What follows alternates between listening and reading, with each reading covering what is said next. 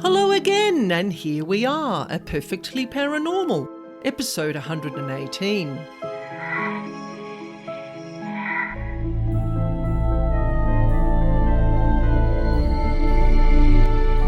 My name's Annaschmidt, and I'm here every week to share with you true paranormal encounters and information about devils, demons, and dark energy beings that no one else talks about. And today you're going to get the top points to look for when it comes to choosing a professional energy worker.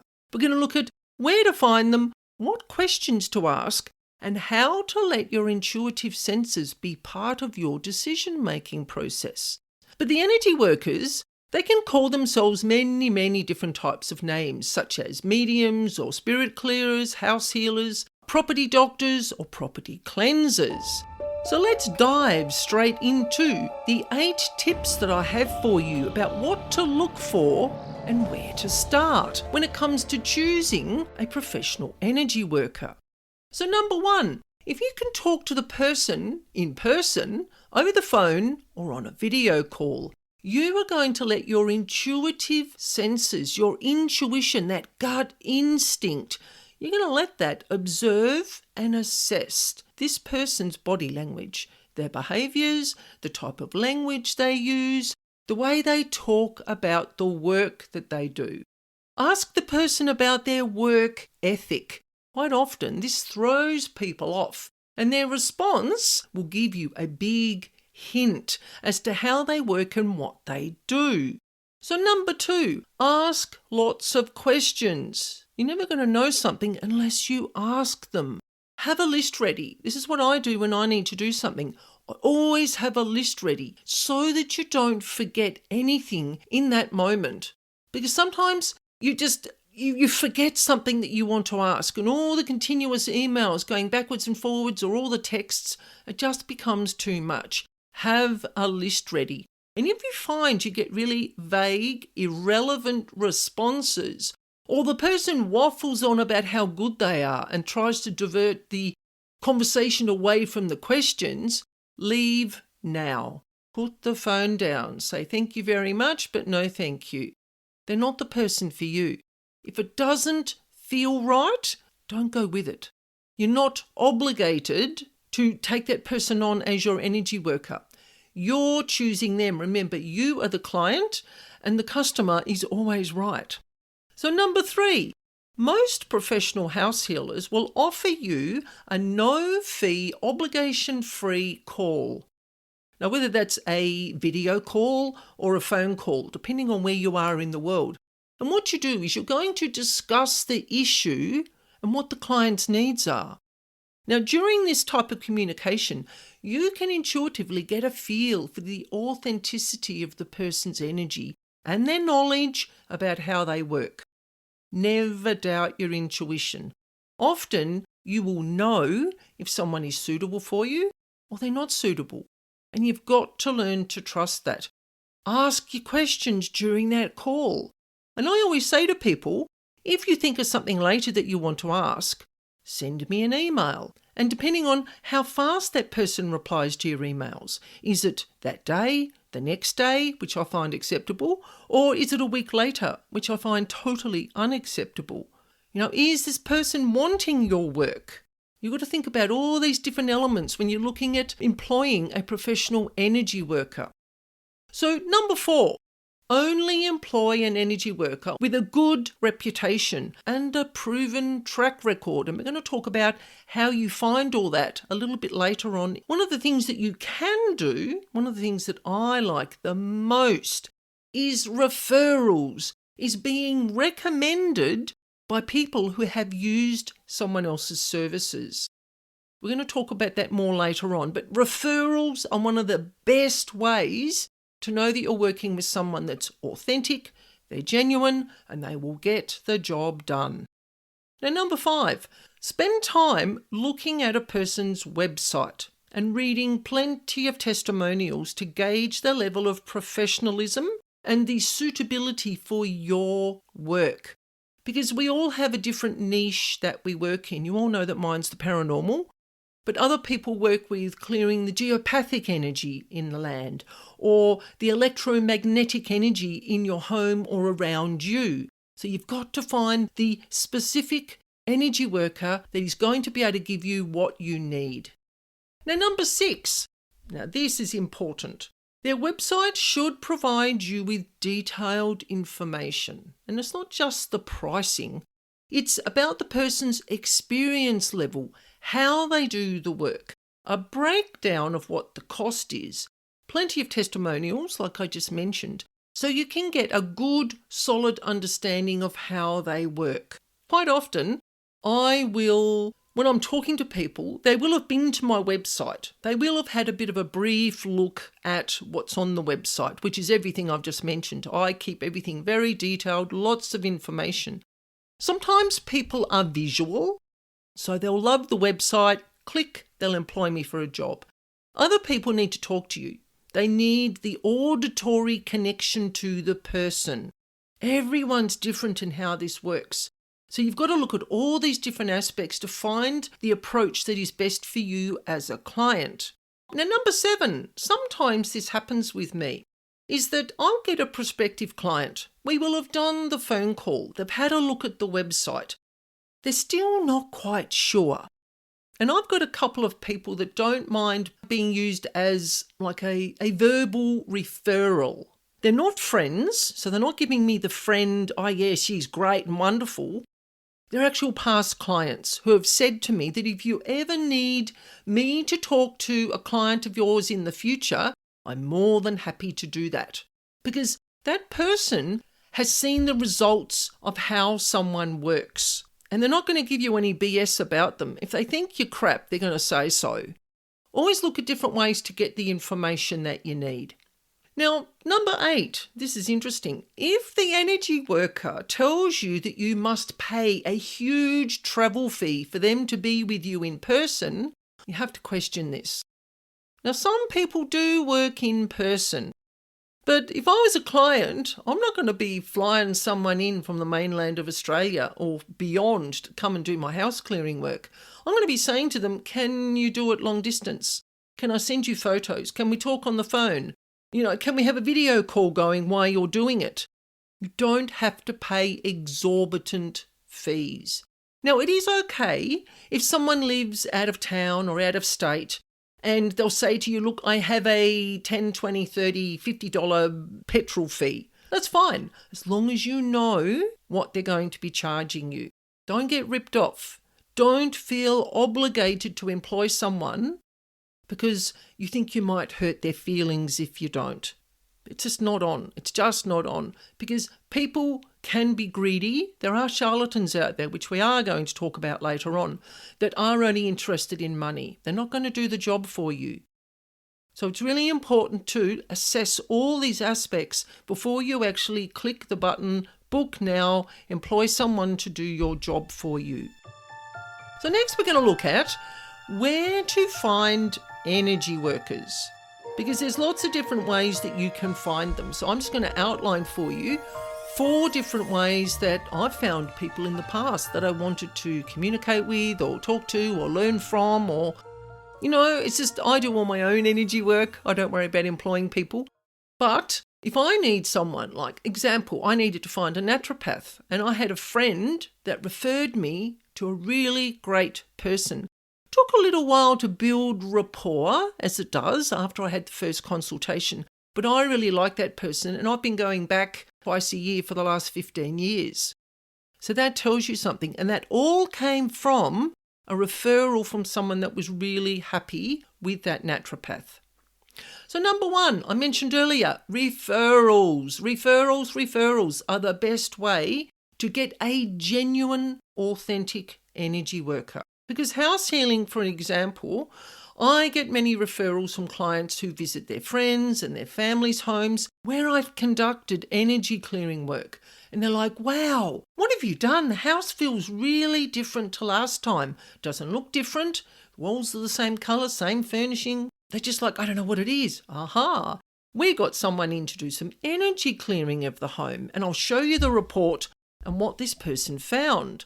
So It's the visual connection of seeing the report, seeing the information written down, but it's also connecting with a client that's gone, wow, this was so good. And if you're looking for someone, I highly recommend this person. So number 2, we already mentioned websites, but social media community groups or social media private groups, sometimes if you're in those, look at the comments, look at the testimonials, look at someone who's saying, this is what I do. I'm a house healer. This is what I do. This is how I work. These are my prices. If you would like an obligation-free consultation, give me a ring. We can do a video call. We can do a phone call. Wherever you are in the world, we'll make it work. They're the sort of people you want to talk to. And as long as it's a no-fee consultation, you're not handing out any money. You are getting to connect with this person and just get a feel for them. Now, number 3, observe energy clearers at psychic expos, festivals, anywhere where a bunch of psychic people get together, whether you're after a medium or a spirit clearer, someone who just comes into the house and moves the spirits out. If you're after a paranormal specialist, or if you're after a paranormal investigation team, which we're going to talk about later on. If you're after any of these types of people, go to events. Might cost you $5 to get in, but you get to talk to them. You get to observe them. You might get some leaflets or flyers or pamphlets to take home. They might point you towards their YouTube channel or their podcast. You know, it's the only way to do it is to do the research. It's like if you're buying a car. You're not just going to go out and just take the salesman's word for it, are we? No. We're going to do our research before we go to the car yards because we all know what happens there. I shouldn't say that. But used car salesmen have a reputation. We'll move off that track. So number 4, I already mentioned YouTube or other online platforms, but there's a lot of energy workers like me out there. Like I work long distance or remotely all around the world. Energy is omnipresent. I know that if I tune into someone's home, they've given me the floor plan and a picture of the front of the house, and they might have some particular issues going on.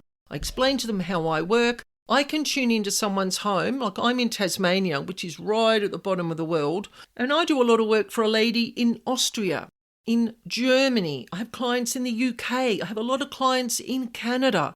You don't have to be there in person.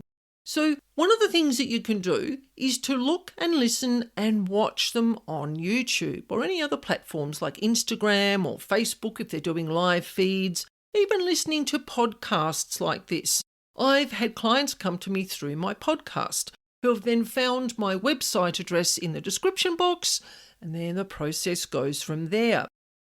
When you're looking and listening to people, you're getting insight into them. You're getting insight about their personality. You're getting a feel for them if you feel like you resonate with them. A lot of the time you'll see famous psychics or energy workers. You'll see them on TV or online platforms like YouTube. They aren't the only people that can do the energy work. I was told once, and I was slightly shocked, but I just sat there and listened. I was told once when I was at a festival here in Hobart, I was told that, oh, I've never heard of you. You're a nobody, and what do you know? And I just sat there and I was like, okay.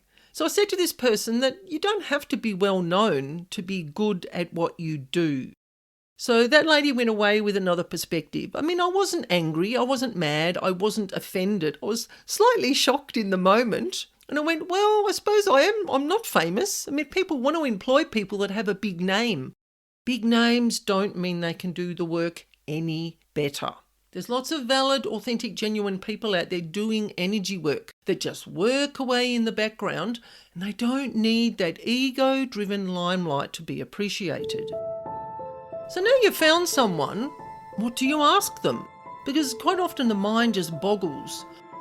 There are obvious questions, but there's also some that are not so obvious, whose answers are going to give you more insight into the person and their work style and their work ethic, and if they're right for you. So what I've done is I've put together the 6 top questions that you can ask, and they're not in any particular order. So number 1, what is your specific skill set? Professional energy workers, they usually have a niche speciality where their skills are particularly honed. Like myself, I work with the lower vibrational beings, and within pretty much the last 2 years, I've started working with people that have a lot of magic interference. They've got summoned entities, they've got sorcery and magic present around them and in their homes. Because I've gone through it. I've worked out processes that I know work for me, so I can then apply that to working with clients. So question number 2, ask the price, the fee, the cost, whatever they want to call it. Huge fees do not mean better quality work.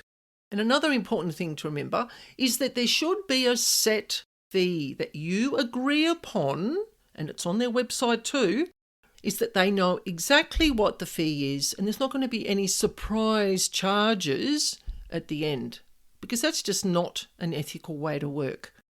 Now, I receive payment. People always ask me about this. Why do you take payment first? There is a reason. I think it's a very fair ask because I've got burnt many times in the past because I'm a really nice person and I'm like, yeah, I'll do the job. You can pay me on your next payday. It doesn't come. The payment never comes. And I may have spent 3 or 5 days or a whole week working on their home. They've got their report. They've got everything they need. Their home is clean. Why should I bother paying her now? So always ask people how they work.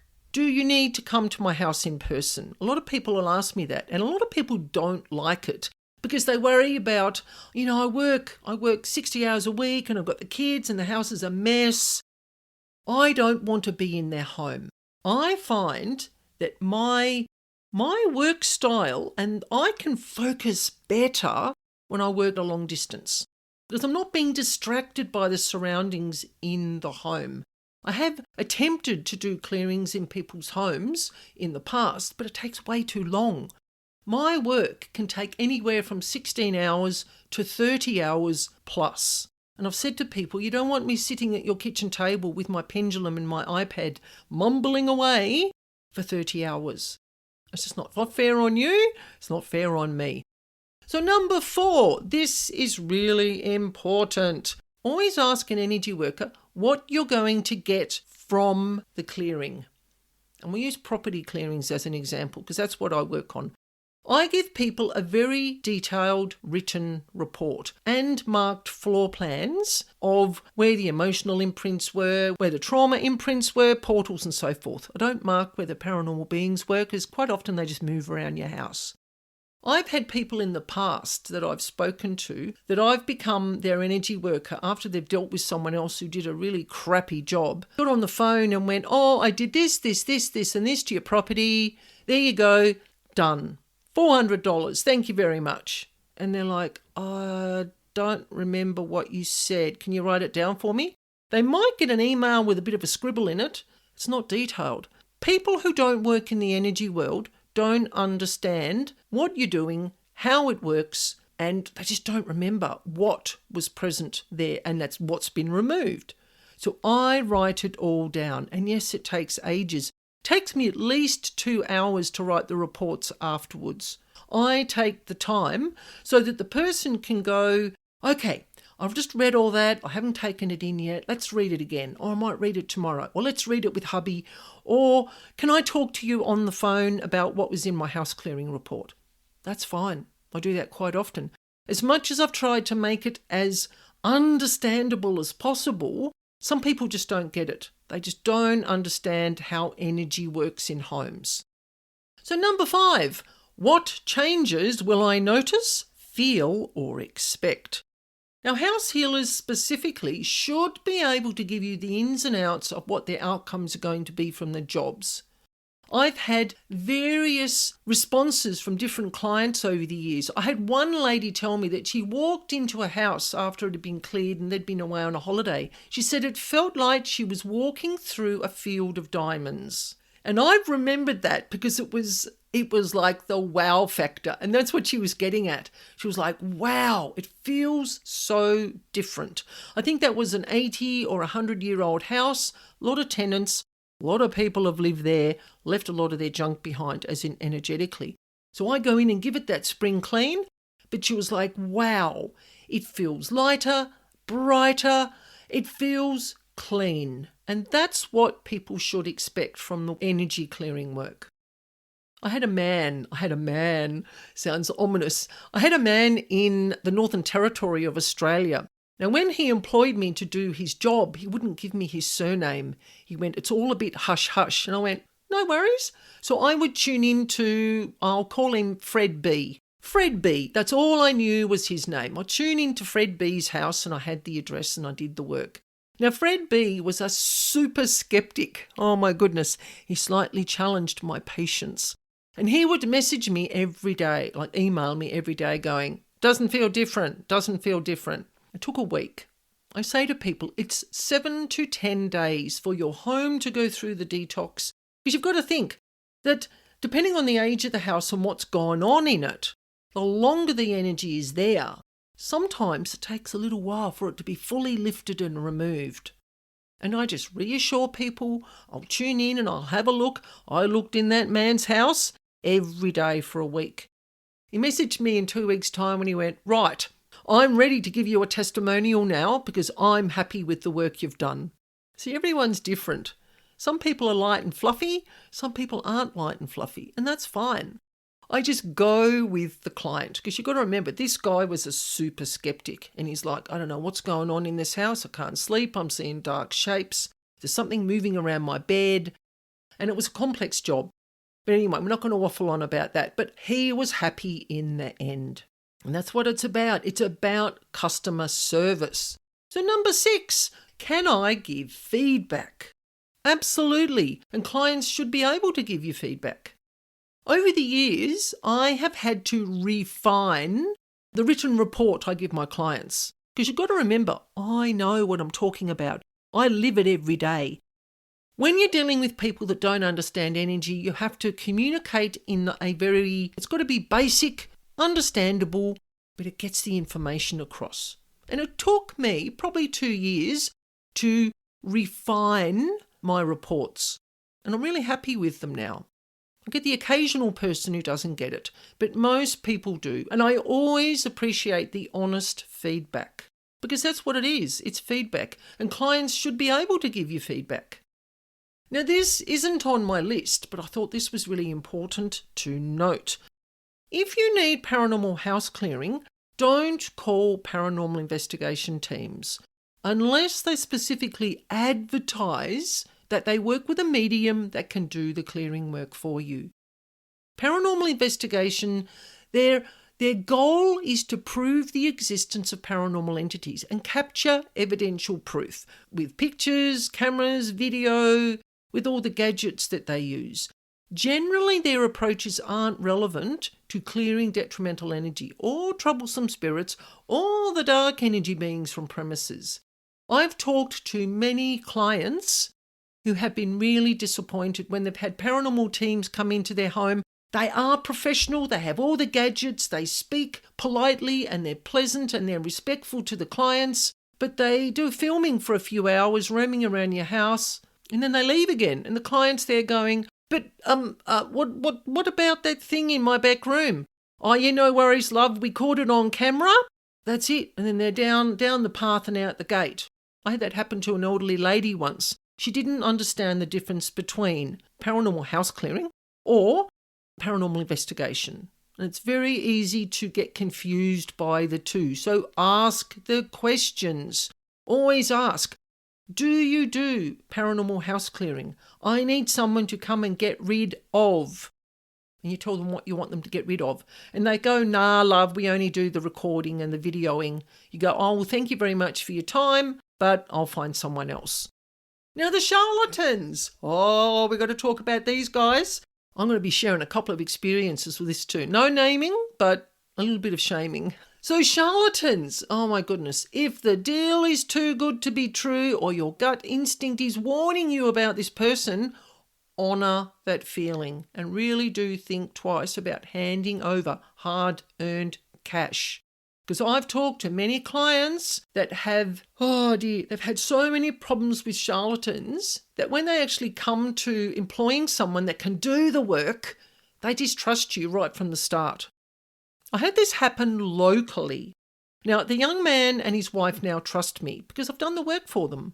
They know that not everyone is a charlatan, but they got caught twice. Now, the first energy worker that went into this young man's house, you may have heard Louis before. Louis's been on my podcast a couple of times, and we've talked about entities in his home. Initially, Louis employed 2 other people. One of them went straight in, sat down on the floor in the lounge room and proceeded to meditate for half an hour surrounded by crystals, and then very casually got up and declared that the house was clear of all paranormal entities and that everything should be fine. And Louis and his wife were like, okay, no worries. Well, nothing changed. It actually got worse because charlatans and inexperienced energy clearers, oh my goodness, I've talked about them before too. Everyone needs to get experience, but when you're dealing with paranormal beings, they're hardcore pain in the neck sometimes. So charlatans and inexperienced energy workers can aggravate the energetic circumstances in buildings. Because in numerous other episodes, I've talked about where dark beings, they just don't suffer fools. They can read the energy of a person like within seconds, and they know your level of experience, intention, attitude, ego. They know, and they will smack you down if you are being inappropriate where they are inhabiting. Like, they will visit your home after the clearing work is done. They will watch you. They will observe you. They will maybe push you, poke you, prod you in bed. You came and annoyed us. We're going to annoy you now. So you're going to have to suffer with us in your home for a few days. You don't want to upset these beings. Charlatans that are just there for ego and money are going to upset these beings big time. So that's what that first person did in Louis's house. And then the second person, oh my goodness, the second person came in and she did the standard practices. Now, I'm not doubting or judging these practices. They have a place in energy work and changing the vibration of homes. This lady went around and saged every room, every corner, the whole space within the home. And she did her drumming, and I think she did some singing or chanting. Didn't shift the demonic beings that were in the 100-year-old house. It actually annoyed them again. So when this lady left, after declaring that the home was free of all paranormal entities and spirits and you are now safe, or whatever she said, I don't remember. Once that was done, poor Louis and his partner and their dog, oh my goodness, they couldn't sleep. The electricity was playing up. They felt really yuck when they were at home. When they left the house, they felt fine. Go to work, leave the house, you're great. When you come home, if you don't feel well, and you've just walked in the door and you're tired and lethargic and you can't think straight and you can't do anything, that can be a sign there's something in your home, whether it's a spirit or a dark energy being. Anyway, so Louis's father found my phone number on one of the online platforms and we had a conversation. And he and his partner seemed really happy with the way I explained the work, how I work, what they get out of it, the fees, how it all works basically. Because remember, people, they don't have any idea how this energy stuff works. It is another layer of what we live in. Remember, all the dimensions all overlap, all at the same time. So we are living amongst all these different energy beings, all going about their business.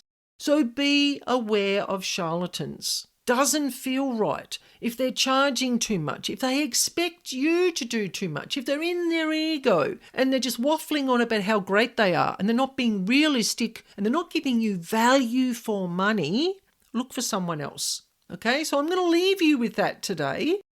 And the next time you need an energy worker, look at the points that I've suggested that you do here in this video today. Because I want you to find someone that is going to be the fit for what you need, for what the energy work is that you need. So in episode 119, we are talking bedroom boundaries. Oh my goodness. Entities and spirits love to overstep the boundaries into our bedrooms of a night time. They think we're more vulnerable. They think we don't know that they're there. Oh dear, they love disrupting our sleep and just causing all sorts of chaos after hours. So I'm going to share some strategies that you can use to keep unwanted visitors out of your bedroom. Really simple things that you can do. So stay tuned for next week's boundary setting episode, and I look forward to spending some time with you then. Oh, and don't forget, if you like the content of this podcast and you don't want to miss any future episodes, please subscribe. And you can share with your friends so we can get the message out there. We can spread the message about these paranormal pranksters and what they get up to in our homes. I would really appreciate it. So thank you for joining me today. And don't forget, if you want to share a paranormal experience just with myself, or you would like me to share one of your experiences through my podcast, you can do a voice recording, or you can write out your experience and I will read it exactly as you have written. You can email me at spiritualbeing44@gmail.com. And for information on paranormal house clearing, you can visit my website, Spiritual Being. You will find the address in the description box. And I look forward to sharing this spooky space again with you next week. And remember, life is perfectly paranormal.